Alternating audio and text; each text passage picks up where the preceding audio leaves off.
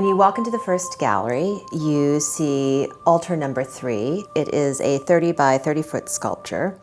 The base is what Michael Heizer considers the altar, and resting on top of the altar are the shaped forms, which are what he considers to be the offering.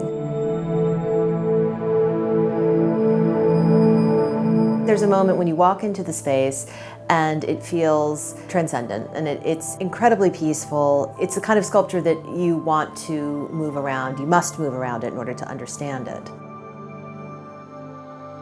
Michael Heizer has said that he doesn't ever want to give you the whole story, the whole picture in one glimpse of his sculpture. You're intended to move around it, and it's only by piecing together that movement in your mind that you really understand what you've just seen, what you've experienced.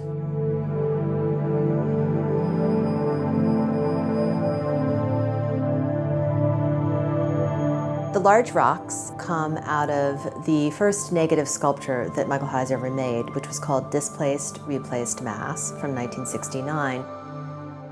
These are also negative sculptures. He considers them to be negative wall sculptures. So they're vertical, but it's still the same concept that you have this void and then it's replaced by something else.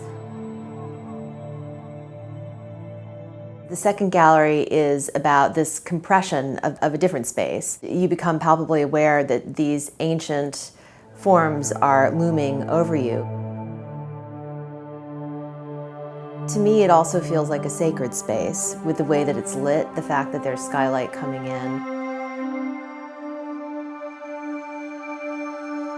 He's really created a topography through the sculptures because everything is at different levels, so as you walk through the space, you have this experience of different sight lines, forms appear to shift, something becomes visible, something else becomes invisible. The weathered steel painted forms still have a hand-drawn line that delineates them, but a hand-drawn digitized line. So he's taking these different screens, some of which are enlarged images of sand, some of which are enlarged images of rocks, different minerals, and then screening those on the surfaces of the white form so that he has these abstract patterns. He talks about those forms as being a hybrid between painting and sculpture. Just as if you could see the stretcher behind a canvas, you can see the truss work behind these shaped forms. From the early paintings that we have in the exhibition, you get a sense of Heizer's formal language, and that carries through to the newest works on view. You see that he's still working with black and white, but also you see his interest in negative and positive. They're critical to understanding where he's gone since and how he got there.